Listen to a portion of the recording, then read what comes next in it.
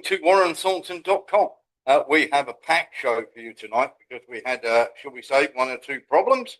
And we had a major problem, of course, with a storm that blew down internet towers. And of course, if you've ever been in a Philippines typhoon, you'll know just how bad they can be. So we're on backup power tonight. Hello to Mr. Harris, or S. Harris, who's just come in from Cardiff. Hello to everybody who is out there in X-Land and everybody who has come to watch the show this evening. We've got an absolutely packed program for you tonight. It's going to be kind of crazy. And of course, we're hoping, of course, that James Tweedy will come and join us at some stage.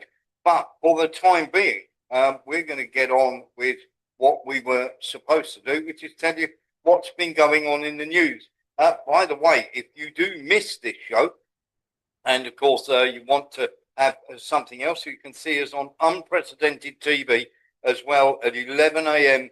UK time, if of course this show is going out at the wrong time for you. So there you go. If you want to catch up with the first hour of the show, it's on there. Now the first hour of the show goes on here, and then of course we have to go behind a paywall because some of the things we have to show you can't go on YouTube and can't go on other places. Now, what we're going to talk about tonight is very, very simply the madness that is going on with, shall we say, not only the drones, but also with this area, which is called Pacross.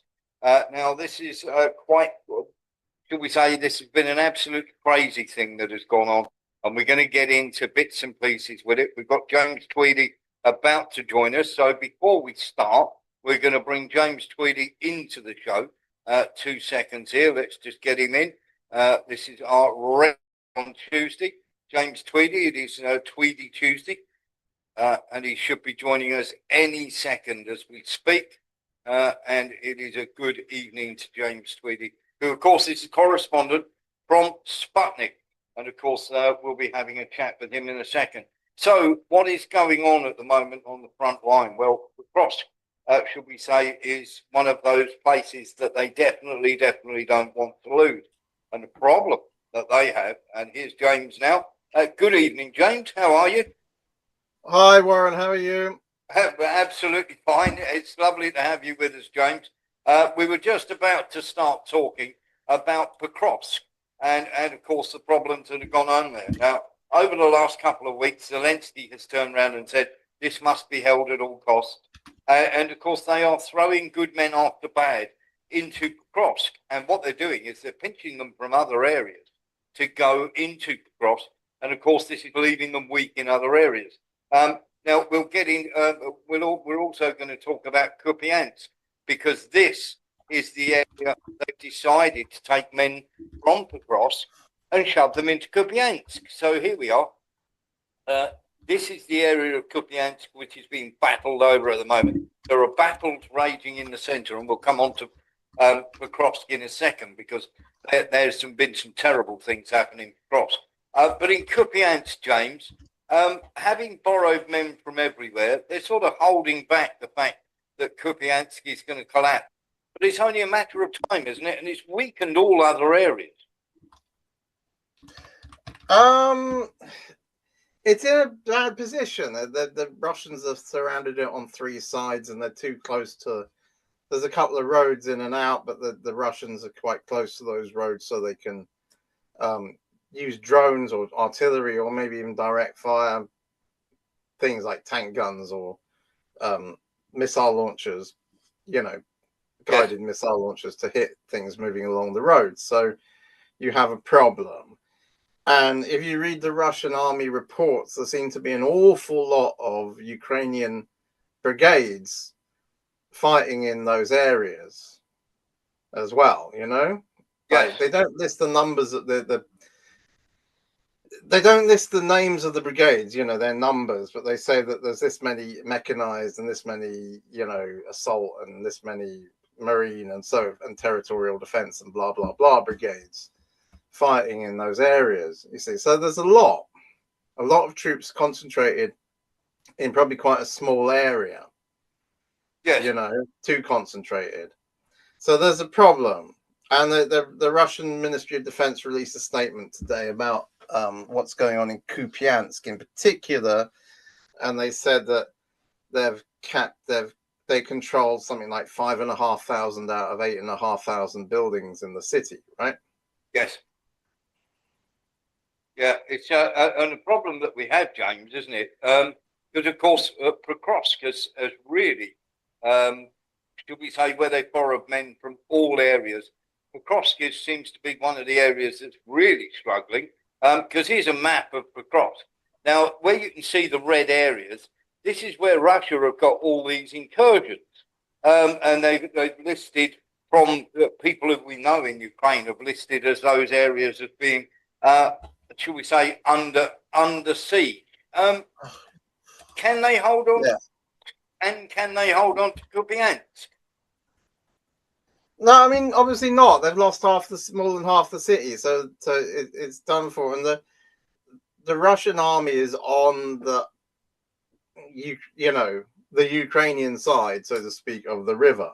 Yes. There's a river that runs north and south, and Kupiansk sits. It's called the Oskil River, and it runs down from the border with Russia, and it runs down to some of the basically key places on the front line. But Kupiansk is on the western bank of that, and the Russians managed to get across the river months ago, and they've been slowly expanding around. And they're pushing around the outside of the city, but they've already captured half of the city, they say, right? And they say there's all sorts of interesting units like neo-Nazi battalions and foreign legion type units, foreign volunteers or mercenaries or whatever you want to call them, in there. They've been sent in there, so if you take that at face value, then it's an interesting thing. There are all sorts of unofficial sources who maybe a bit dubious or a bit speculative who say that they're sending extra troops in there. There are several.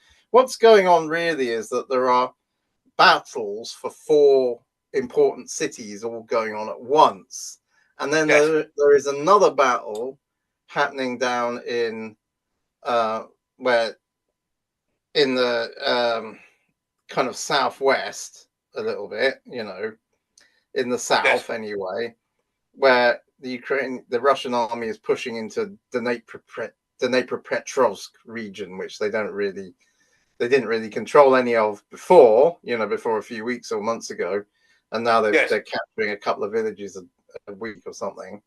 And then further west from that, over on the river Dnieper, there's a small battle going on. Not a lot is being said about it, for a town on the east bank of the river, and if they capture that, then it might be quite easy to march up to the city of Zaporozhia, which is a big city. It's quite hard. It's a big city, Yeah. It's not like the city of Pokrovsk, which is 30,000 people or 50,000 people. I mean, Zaporozhia is like 500,000 people or something. So you've got a problem. Or the Ukrainian army has a problem. There's lots of fighting going on, and where do you send your resources? So you only have finite resources, and this is the old sort of military problem, or the old strategy of you extend the front line if you've got more forces. If you've got the bigger army, you want to extend the front line until they've got nobody left, right? And if your army is smaller, you want to fight on a narrow front, like in a pass in some mountains or something, or on a bridge or something like that, right? It's easy to understand. But the front is very long, and they can't do anything about that. So it is quite staggering, isn't it? Let's get Mark Breffel in. Mark. Yeah, the Ukrainians have done a really brave one. They've gone into a place called Takino, and it's on the Kursk border, just to go and blow up a sewage factory. They said, I believe, about 12 men there, and they're all dead. I just don't get the brains with the Ukrainians. Why go to Kursk? There were thousands killed there last time. But James was saying about Procross, there must be 15 to 20 lots of different units all protecting that Procross. There must be either a lot of money in Procross, because Russia promised that they'd leave that alone so people could actually move back. The trouble is now they're all hiding in the high-rise buildings, so Russia will level that, and Russia will get blamed for that. Yep, that's gonna happen. There's no question about that. We've got a lot of people who are tuning in that have just joined. The thing that we had, James Tweedy, as you say, there's 4 areas that are really getting sort of, shall we say, attacked at once.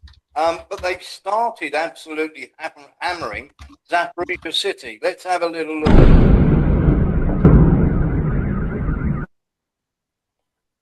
There's just one video. We've got a couple of videos for you to show you that Zaporizhzhia city is getting an absolute pounding. That's the wrong one. The problem that we have here, don't we, is they wouldn't want to lose Zaporizhzhia city, would they, James?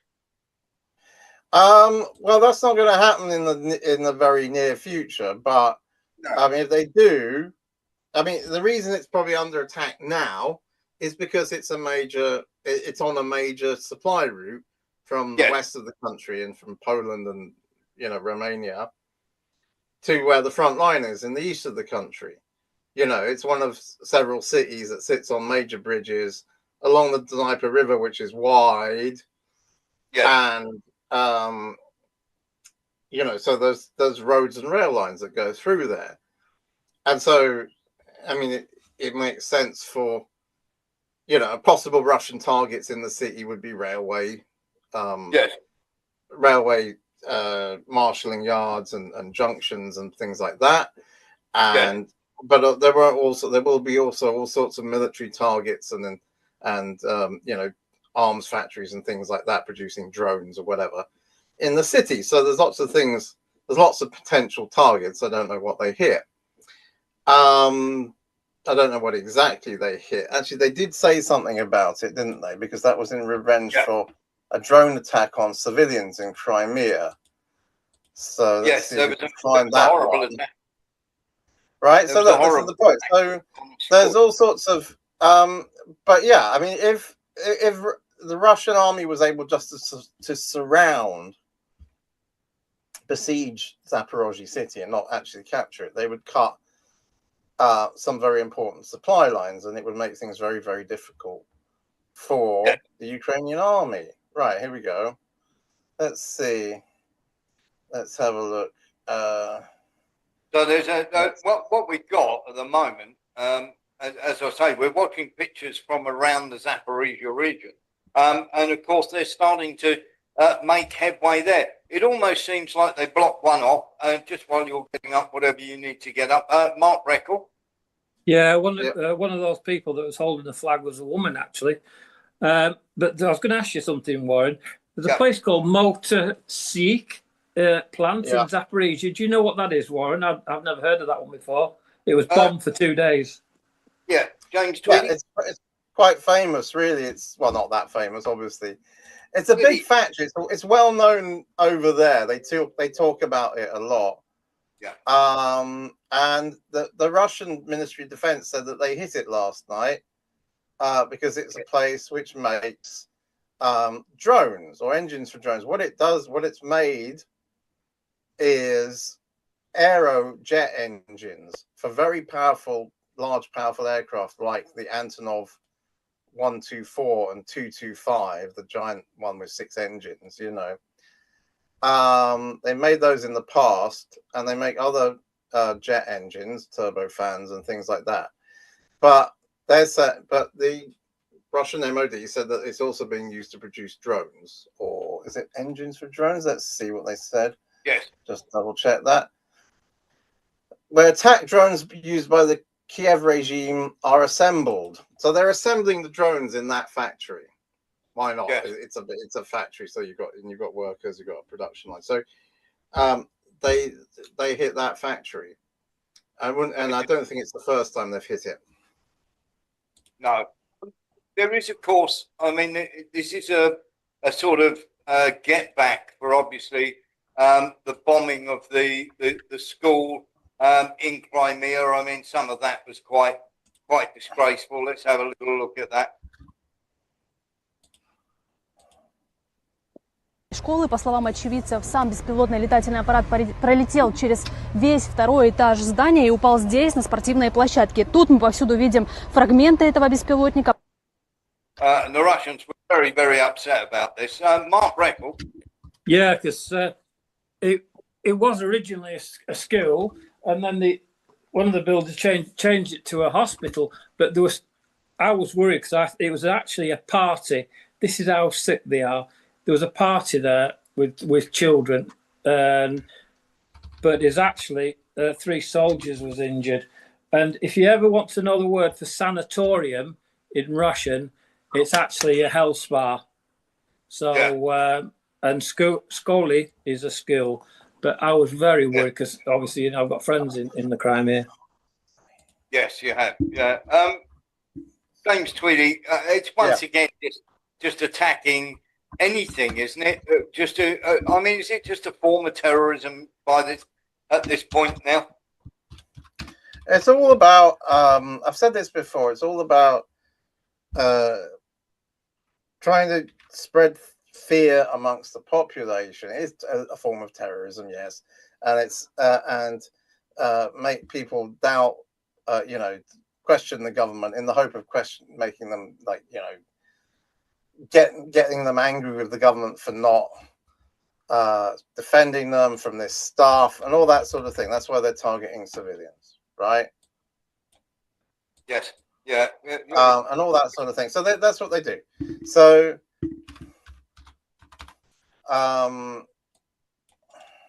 so there we go. Sorry, I'm trying to edit something. I am an editor, not a correspondent, and I'm trying to edit something.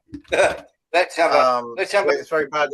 People's names have been spelled differently in the same very short. There's something I do want to talk about here, and of course, it is something that we've all looked at and gone, "You've got to be absolutely crazy." Now, James, we've had some friends of ours tell us that they've spent over $4.7 million US in arranging netting along roads. With cold and everything else, and we're just going to see, obviously, when they're only done on one side, don't just fly over the other side and along. But we're going to show you exactly what happens when they blow a hole in this netting, and then they can just fly drones in. They can also fly mother drones in and drop off other drones along that area. So let's just have a little look what happened to one, should we say, one piece of one vehicle on the Ukrainian side when a drone could quite easily slip in under the net.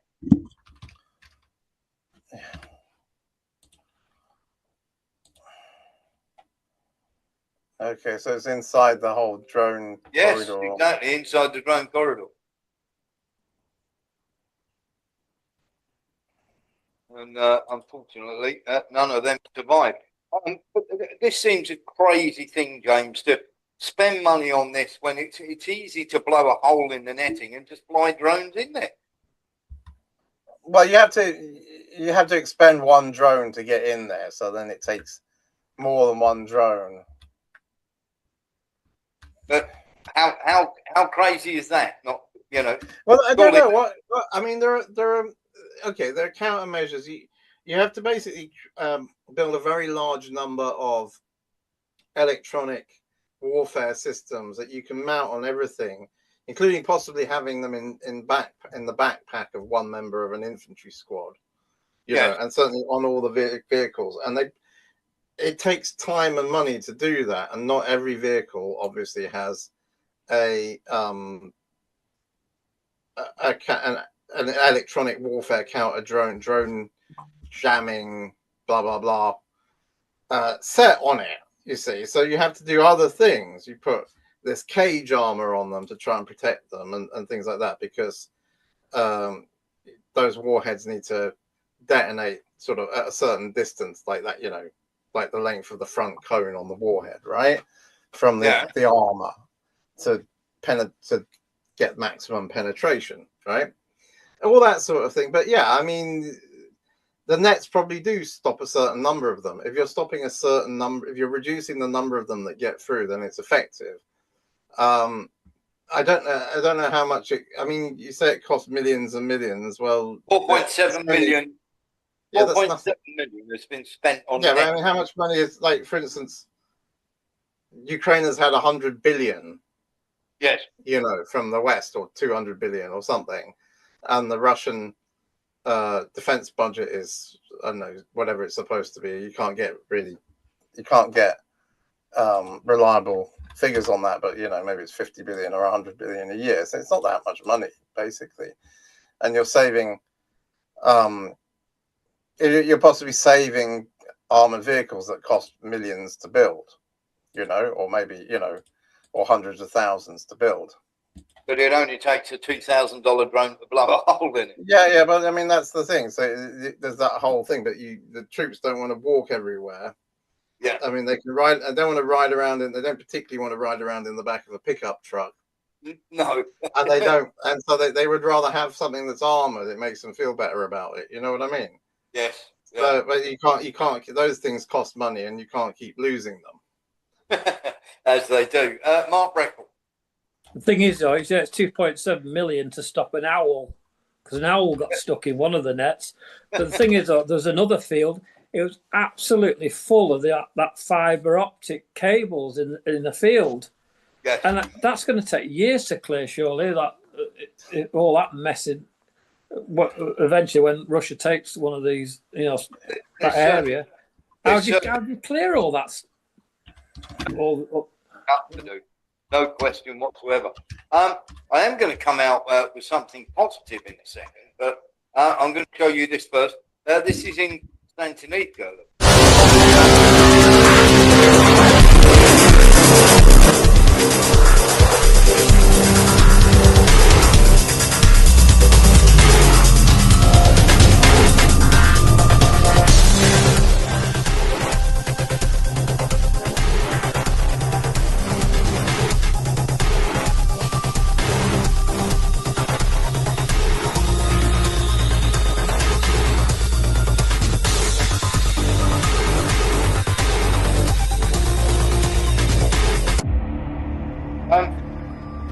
The drones are so deadly, James Tweedy, because it's like having directed artillery fire, isn't it? Really?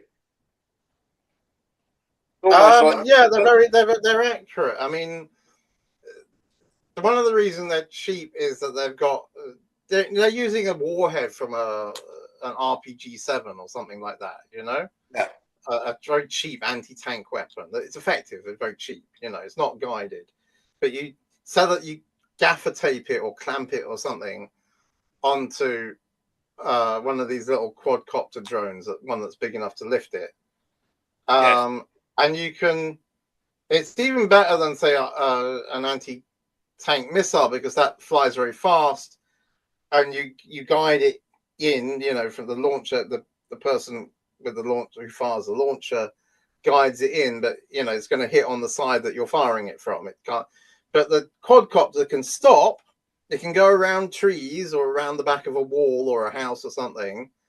Yeah. And it can look at it's got a camera on it, so that the operator can look at what is actually there, right? You know, there's a vehicle. Has it already been knocked out? You know, is it just a burnt out wreck or something?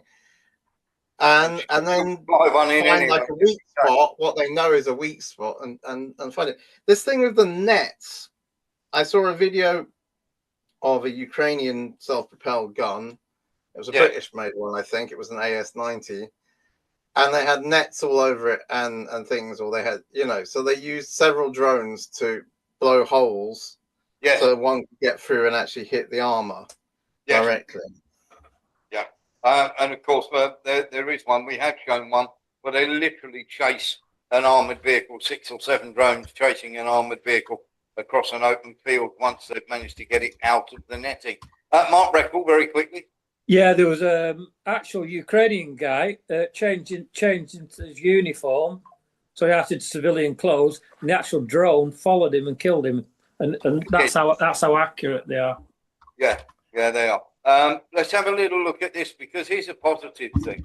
A Russian gentleman, very, very simply here, is deciding, as he works for Sputnik, I think he's probably on the Russian side, James. The very, very simple, but I think James is one of them, wants to see an end to the killing. So do I.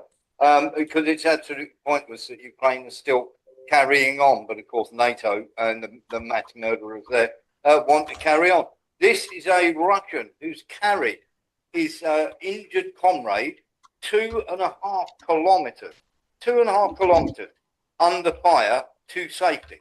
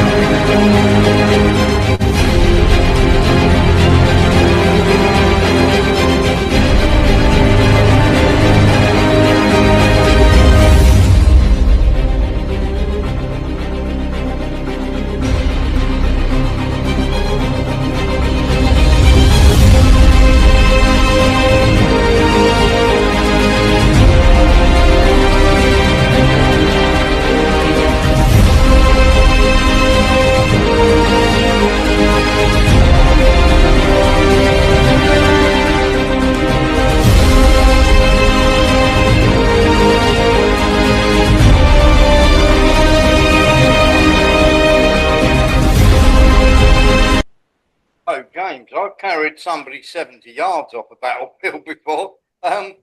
Carrying someone, as someone who's ever done the army training or anything with the logs or carried other people and everything else, that's some feat, isn't it? 2.5 kilometers carrying a guy off the battlefield.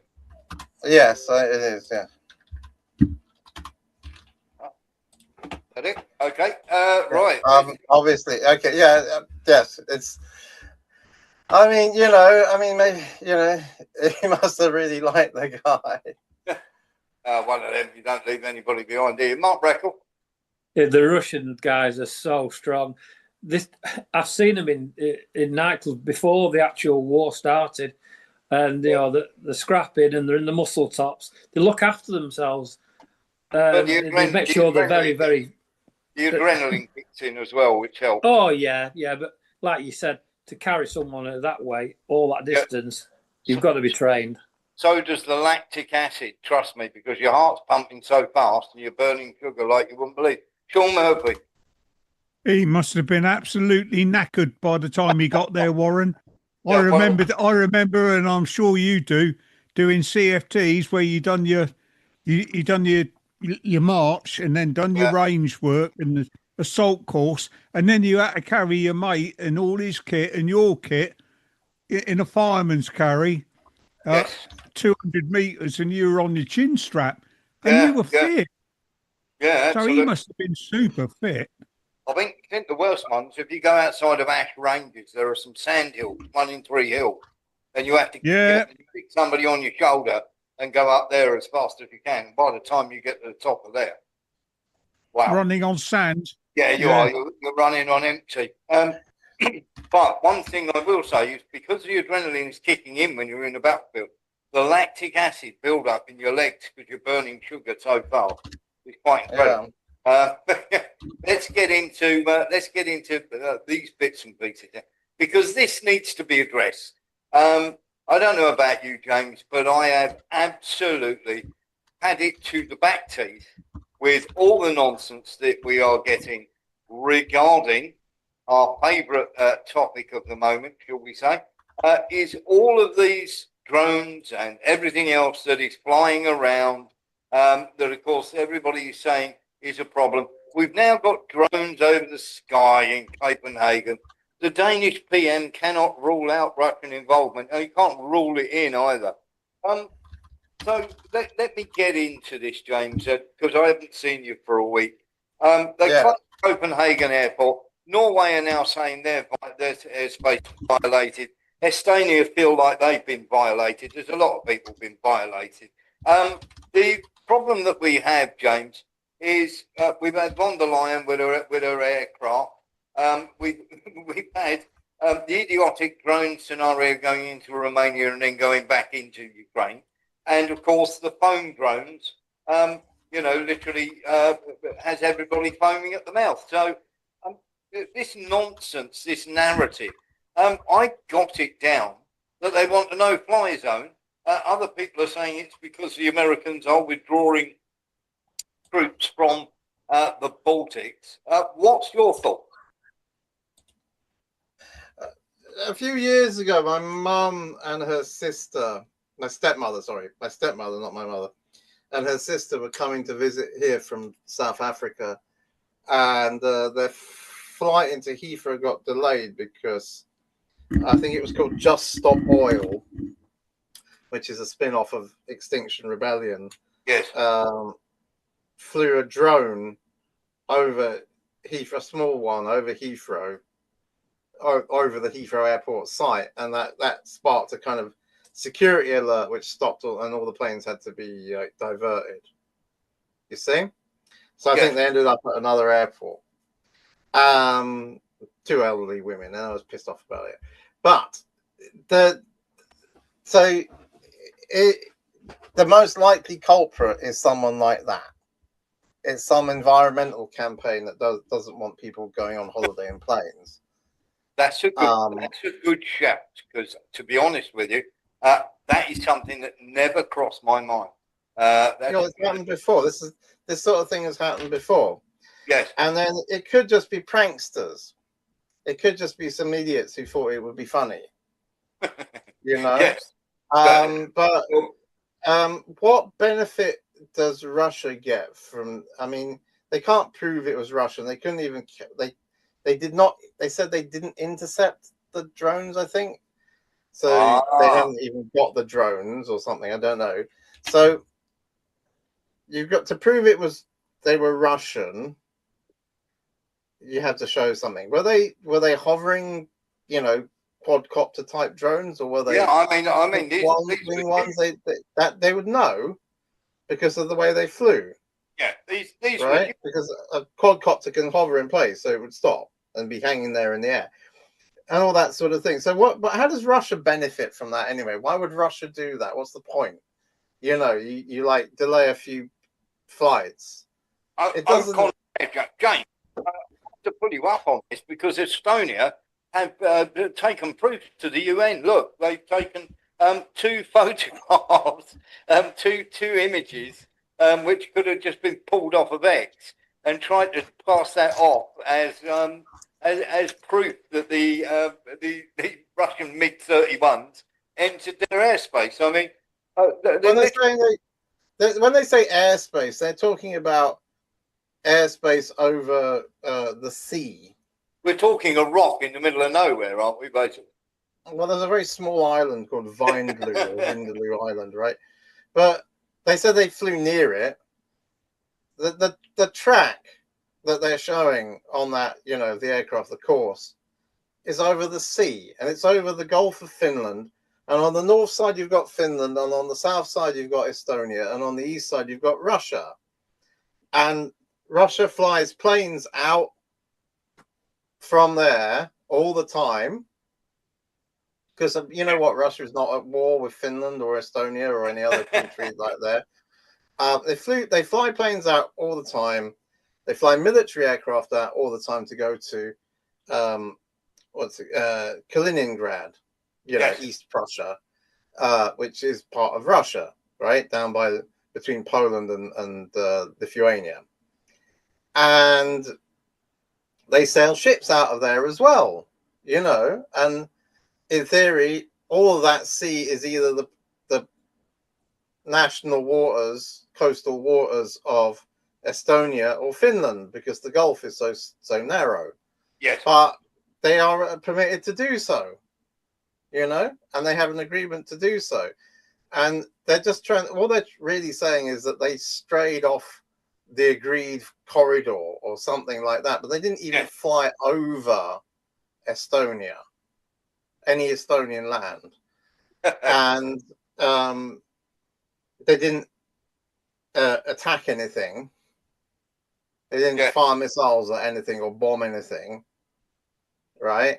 They just flew out and on a scheduled flight to Kaliningrad. So it's an immense storm in a teacup. Yes, and you know, there's all sorts of things that, you know, they can't retaliate. You know, and there's no use threatening Russia over this because Russia didn't do anything wrong, really. Yeah. And there's no use saying, well, this could provoke. I mean, was it Yvette Cooper, our new foreign secretary, said that this could provoke an armed confrontation or something? Well, how's it going to do that? I mean, are you going to shoot at them? Yeah. You know, are you going to shoot them down? Then you're the one starting World War III, you know. Yeah, exactly that. But then that's an airline flight. What's that flying over there? That looks like that is the drone. That is the drone. Okay. So it's showing lights. Yes. Yeah. You got all. I mean, if it's showing lights, it's probably friendly. You know what I mean? Yeah, exactly that. It's just off course or something. But this is what shut down Copenhagen Airport. So I mean, it's not like it's a tiny drone. It's absolutely massive. Mark Breckle. Again, if you look at, there's a heavy transport aircraft, AN-124, was flying low down in Moscow because of Ukrainian drones. The thing is, though, if that had been a passenger plane and it had crashed in the center of Moscow, the amount of people killed, can you justify? You know, they're not bothered about these drones, you know, going around Moscow, obviously damaging the buildings and nearly killing people. But they make a big fuss when the drones are going all over Estonia and places like that and not doing anything. The hypocrites. It just makes me annoyed when things like that happen. It is quite staggering to watch. So the one thing I want to get out, Sean Murphy wants a word on this, Sean. Oh, just looking at that bit of footage of that drone, Warren, it looked like a Cessna because it had navigation lights, it had its right and left wingtip lights. It's too easy to put green talc or, you know, green cellophane or green filter over your landing lights. Yeah, and it had all its navigation lights and its red beacons going. I don't think there was anything particularly suspicious about that. If you were flying a drone in there, you wouldn't be displaying all those lights. No, I wouldn't have thought so. But you know how we say these people get upset. Well, it's got to be seen as it is. Got to be seen, hasn't it? They want people to see it. Yeah. I mean, we've got a problem with how can I put this? Like your sort of NATO coming out with all sorts of ridiculous things. I mean, they've come out and said, "Oh, you know, we can't have this and we can't have that," and you know, Russia are up to this and Russia are up to that. What I was going to ask you, James, which I didn't get your thing on. NATO issued a statement saying this incursion is a part of a wider pattern of increasing irresponsible Russian behaviour. This is the second time in 2 weeks that the North Atlantic Council has met under Article 4, which is nothing more than a cuddle, you know, and a quick chat to say, are you all right?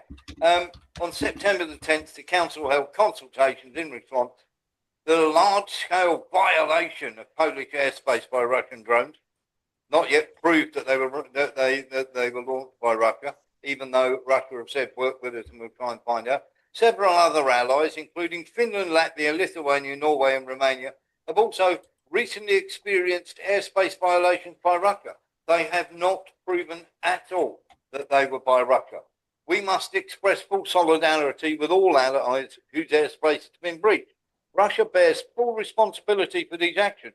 No, they don't. they claim no responsibility for that whatsoever, which are escalatory. No, they're not. Risk miscalculation and endanger lives. They must stop. Well, whoever's launching them must stop doing it. NATO's response to Russia's reckless actions, unproven, will continue to be robust. The problem that we have, our commitment to Article 5 is ironclad. Everybody keeps worrying about Article 5. Article 5 is a more serious chat than Article 4. The problem that we have here, Jane, can you give me the reason? I mean, is it because America are pulling out, because America are reducing the weapons? Do you think it's because they want to make a no-fly zone?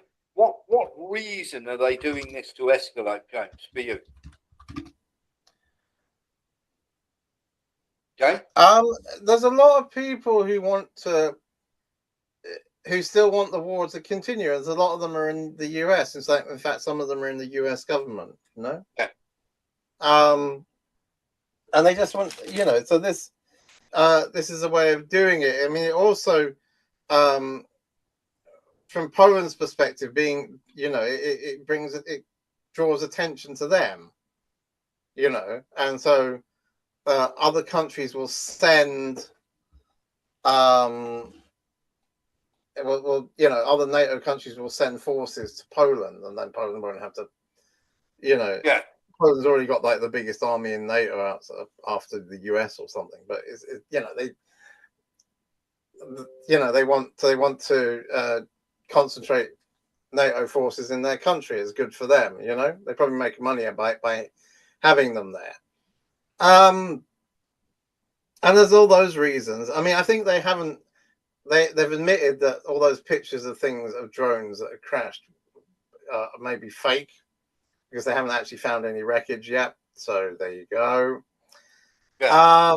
There's all sorts of I mean, some countries are led by crazy people who want to have a direct war with Russia. Some people in the USA, like people in positions of power, think that the USA can fight a war with Russia and win, and it won't just turn into a nuclear holocaust. Yes. So there are people who are that crazy out there, And of course, it benefits Ukraine. The Ukrainian government wants all of this. It wants all of this stuff to happen. They don't care about anything, and they want the NATO to intervene directly in the war in Ukraine, and they don't care if that leads to World War III. Right? Yeah. So that's why I've got no time for the Ukrainian government. I've said that a few times on this program. Yeah. Sean Murphy. Well, they, people like Flimsy Graham and, his ilk in the American government are wholeheartedly topping up the Cayman Island bank accounts of the Ukrainian leadership. That's all they're doing because the money's not going there to benefit anybody in Ukraine. It's going into the pockets of the corrupt Ukrainian politicians and people like Zelensky. Yeah. Well, let's have a look. Mark Breckle. Well, the Russians' answer to it, every drone that's fired towards Russia, Russia sends a load of fab bombs where the actual sending. So they're getting very annoyed at the minute. Yes. And of course, the Zelensky clown show has just turned up at the UN, as it always does. It turns up to an opening of an envelope. But we've had our fair share of clowns when it comes to this. Let's have a little listen to this. Compass. And our compass is the two-state solution. Since the beginning of this war, Europe has been the lifeline of the Palestinian Authority. But we must all do more. And this is why we will set up a Palestine donor group. We Europeans will set up a dedicated instrument for Gaza's reconstruction. Now, anybody who's seen the various programs we've had where we've shown you literally what they're going to be doing with Gaza, they're not up for a two-state solution. They're up for the money they're going to make off the rebuild. Mark Breckle. That proves it, doesn't it? your blueprints, your nice, your nice holiday flats, and Trump Tower in it just shows you, doesn't it? You cannot trust the West. And of course, how can we put it? Kaya Kallis, or as some people call her, Nazi Norma, has turned up as well. I say this openly to Russian representative in this room. Your government's actions are reckless, dangerous, and go against the very principles of the United Nations. Our response is united and firm. First, we stand in full solidarity with Estonia, Poland, and Romania. Second, we collectively condemn Russian sovereignty violations. And third, the European Union will continue to help strengthen European defense and deterrence. Now, she's getting awful stick for this, James Tweedy, but she's getting stick for more than that. Let's get into... So what has happened over the last day or two, James? And this is very, very strange. Now, I'm going to read you the full readout. Now, the 12th Zhangshan Forum took place in China's capital. Among the 1,800 military strategists, politicians, diplomats, and academics from 100 different countries, no German officials participated. However, BSW foreign policy expert Severin Dalgaden was present as a participant, and she said she was reporting on the Global South perspective of the war. Now, the focus was on assessing the international geopolitical situation 80 years after, of course, the victory over fascism. Now, China, as far as they're concerned, they have been insulted, and they said that it is striking the European political establishment is completely oblivious to how much diplomatic crockery its representatives are breaking. Recent statements by the EU's High Representative for Foreign Affairs, Kaya Kallis, have caused great annoyance and anger. On behalf of the EU, the Estonian questioned the claim that China and the Soviet Union played a decisive role in the victory over Nazi Germany and Japanese militarism. This is an absolute insult, as over 20 million Chinese lost their lives fighting the Japanese. Against the backdrop of such tactless statements, the question arises, have EU political leaders gone mad? The statement from one of the EU's most senior officials cannot simply be dismissed as delusional or ignorant. Particularly noteworthy is the fact that Kallis's crude interpretation of history elicited no protest from the heads of state of government of Germany, France, Poland, Italy, and the UK. Therefore, Kallis's historical judgment should be understood as a sign of EU policy aimed at rewriting history when necessary to justify a war in a historical and politically motivated matter. She was the only one. We didn't see any official representatives from them, and as far as we know, of course, refusing to participate in the forum and not sending ministers, as many other countries did, is a statement that behind the scenes there was frequent talk of the US successfully exerting pressure on the Europeans. Indeed, among the 1,800 participants from around 100 countries, there was not a single high-ranking EU representative. It's clear that Brussels are acting like obedient vassals to the US. And if the Chinese do not use this forum to discuss political and economic strategies and leave room for maneuver for the Americans, then they are doing exactly what when we are doing exactly what the Americans want. This borders on masochism and absolute submissiveness. A major topic at the conference was Ukraine. And the Chinese have asked Kaya Kallis, what did you manage to discuss?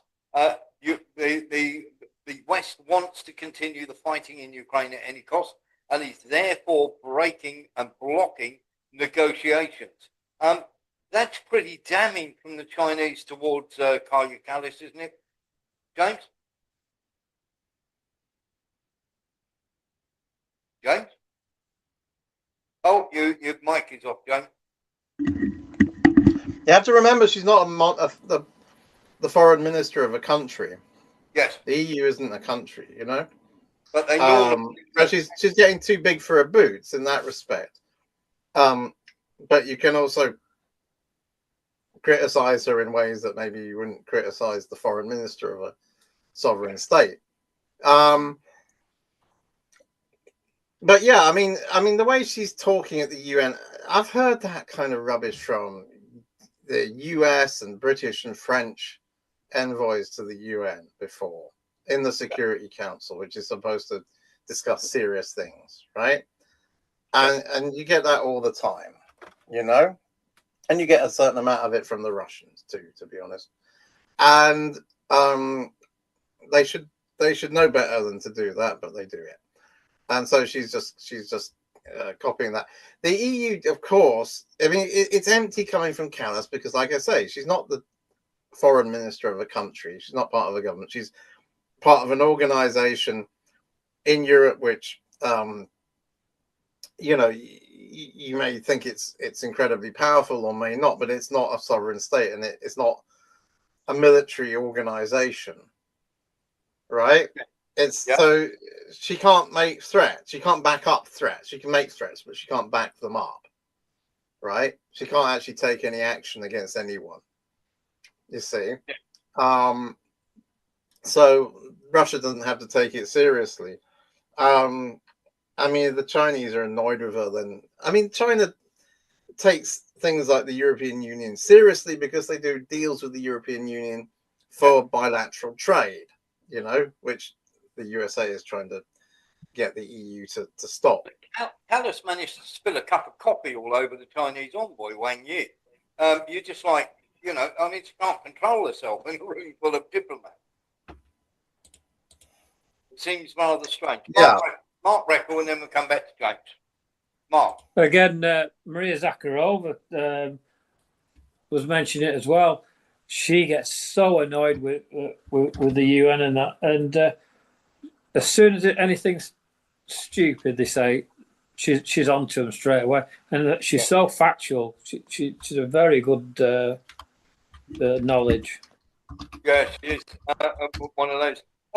James Tweedy, people like Kaya Callas shouldn't be in positions they're in, should they? If they can't be diplomatic, I mean, after all, that's what the role is, isn't it? No, they're not a diplomat. I mean, a diplomat is someone who works for the civil service, who works in an embassy. They're, I mean, okay, yeah, they are meant to, you know, join talk. You know, they are meant to go to talks, and they are meant to make deals with people, and they should be able to talk to people, without arguing with them. But she, like I said, she's not the foreign minister of anywhere. Yeah. So she's not a diplomat. She's a politician. She's not the foreign minister of a country. She's a commissioner of the EU, and she's not speaking for anybody. Right? She's just speaking for herself. So you know, you can't go to war with the EU because the EU is not a country, and the EU can't go to war with anyone else. I mean, so the amount of damage that she can do is kind of limited. You know. Yeah.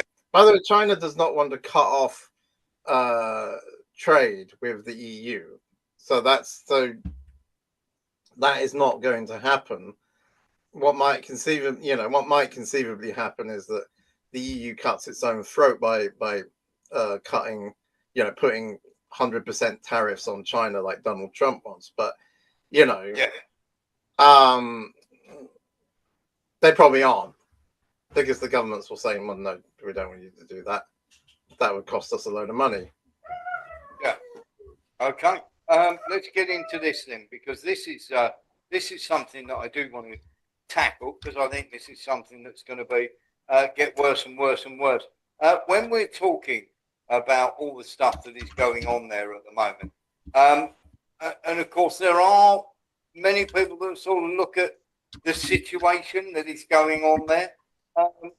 And get very, very upset about it, because there are, how can I put this? There's people dying all the time, and we're getting lots and lots of corruption and everything else, and they just seem to want loads and loads of money. I mean, they're even selling gear online like this. You know, you can buy a Western sleeping bag. You know, you can buy a British or a NATO sleeping bag online. People are actually selling, and I mean, from everything from selling boxes of ammunition that should go to the guys who are trying to keep themselves alive to these sort of things. I mean, where do you draw the line here? Where do you sort of go, while and at the same time they're going around bombing schools in Crimea and stuff? Where do Ukraine are friendless, aren't they? Where do they find friends apart from in the EU? Well, that's where they find that's where their friends are, and Australia and New Zealand, a few other countries like South Korea. In fact, South Korea isn't all that bothered about it, but they're selling arms to them. They're happy to make money from it. The problem for Ukraine is that it really is over because the NATO countries haven't got much left to give in terms of arms. The major stuff has already come, has already been sent, and that's that. And a lot of it's been destroyed, maybe way more than half, and of some things, I mean. And yeah, they're just there's nothing left to come. The EU can't, the only way that NATO can help them is by getting into the war directly, which everyone knows what that means, right? Yeah. So that's why you get these provocations. But basically, the begging is pointless now. Just sort of pretending that they're winning the war is that's brilliant. Is all they've got left, basically. Yeah. Okay. This is something that I do want to get into now. I think we've been on that for long enough. And of course, we've had Ruta and various people starting to walk it back. So it's looking like that's going to be the end of that nonsense. Something I do want to get into now, which I thought something we need to tackle. And of course, you may think completely different.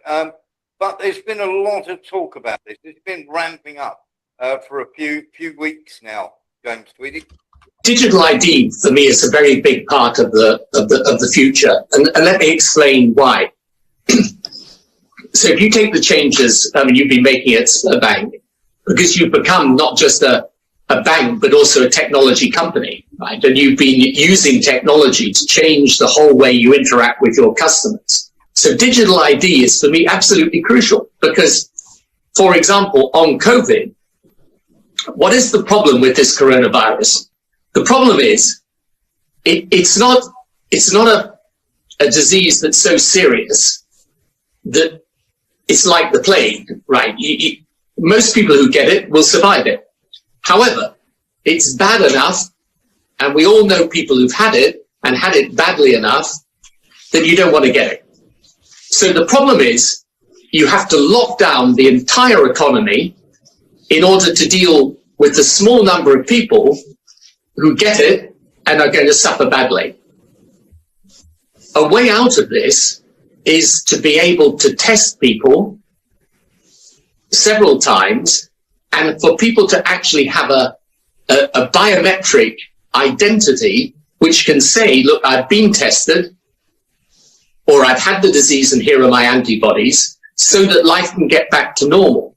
So your digital ID can play a part in COVID, but also if you think of the transactions that you want to do now with your customers, it's much simpler for them if they have a digital identity. Or you take the big issue in the Western world today, which is, quite apart from COVID, I would say is worries about immigration, who has the right to be in your country, who has the right not to be. Without a form of identity, it's very hard to tell who's got a right to be in a country, who's not. So inevitably, governments are going to move in this direction. Absolutely inevitably. So we've got that, obviously, from him. And then we've also got someone else who belongs in prison, Christine Lagarde. Many people are a little worried about what will happen to them with the digital euro. Can you encourage them? Why is the digital euro good for people like you and me? a digital currency where it has been piloted, and there is only one which is clearly now launched in a very small country, but it is piloted on a fairly large scale in China, is of use and of service to all citizens. So it is not something that is good for the elite, or is good for the young, or is good for some versus others. If it is well done and if it is well implemented, they're pushing this hard, aren't they, Jane? You need to turn your mic on, but mic on. Sorry. It's Tony Blair's been pushing for this since he became Prime Minister back in 1997. Yes. You know, he always wanted an ID card. And people are against it for lots of reasons. It's just like something else that you have to pay for. And then, you know, the police will... What happens if you're walking down the street and the police stop you and they say, "Where are your papers?" or something, you know? Yes. And, you know, you don't have your ID card on you, so you have to carry it at all times and make sure you don't lose it. And then all sorts of things about, you know, like he wants the biometric identity. So that's going to have your fingerprint. He always, that was another thing Tony Blair wanted. He wanted everyone's fingerprint and everyone's DNA sample on a database, you know, to turn up hundreds of false positives every time they're looking for a suspect. That's what that would do. There you go. But basically, then, you know, like if they've got your DNA sequence, I mean, they can sort of profile you for things in future. You know, oh, this person's more at risk or something. Maybe they should. This person's more at risk of cancer. Maybe they should pay more tax or something like that. There's all sorts of crazy things that you can dream up about what they would do with it. But they would probably try and track you. They might try and block transactions with a digital currency. The thing is, how do you pay for things nowadays? Most people are paying for stuff on their cards and everything is digital. Everything's computerized. And you talk about printing money, governments printing money, especially the US government. They don't print money. That would cost money to print money, right? They just like go on a computer and like change the 1 in front of the trillion to 2. Yes. You know, and that's how much money is available in the economy or something like that, you know? Yes. You know what I mean? Absolutely. Always putting more money into the economy. And they can do that because the currency is used for international trade or whatever. But you see, so transactions are computerized anyway, and you can trace them and you can monitor them and you could potentially block them. You could people in Canada during that, he was talking about the COVID pandemic, Blair was, I mean. Yeah. During the COVID pandemic in Canada, there were all those protests by truckers. They didn't want to have to get vaccinated to cross the border, and you know, they're driving trucks across the borders all the time, right? So they all drove into Ottawa, the capital, and honked their horns, and you know, apparently it intimidated Justin Trudeau, and then they blocked their bank accounts. They froze everyone's bank accounts so they couldn't feed themselves, you know? Yeah, so there you go. You can do all that to people now, you know, but nobody really wants it. Nobody wants a currency. Nobody wants the state creating a cryptocurrency with nothing to back it, which then fluctuates, you know, wildly in value. So you don't know how much money you've got from day to day. We get into the realms of films like In Time, then, where you only get so much money for your, you know, you've got to work another 32 hours to earn the same amount of money you did a few years ago. Lee Williams wanted to have a quick word. Yeah, then Mark so Reckle. Then we've got to end the first 20 seconds for a description. Number one, Tony Blair was a barrister that obviously he probably went to, let's say, universities and whatever. Two, he represented the Labour Party, as much we trust Starmer. Thirdly, when he was done this digital with Brown and all the rest of them, let's say we would say rest in peace to the 2 million people that have lost their lives in Iraq, and he did get £1 or £2 from it. And obviously, why are people still actually listening to that perk? In my opinion, you've got a good point. Well made, Mark Reckle. Again, I think digital ID is probably going to be a good thing because, to be honest with you, when I got into Russia, you had to go to the passport control, do all that for 20 minutes. Then you go 14 hours on a train into the city that you're staying in, go to registration and stand there for about another hour, 2 hours with a lot of Russians that you can't speak the language, and to make sure that they know where you are. So it's okay, fair point. Definitely an easier process. Yeah, fair point. Eric Jones.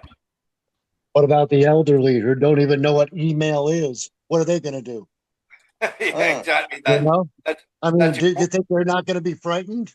I mean, come That's on. a quality point. Well said. I always have, I always think Very about quickly, that. I'm not quite so young as I used to be, and sometimes I have to get onto the doctor, mostly just to get a repeat prescription. I have to keep having some bogus review.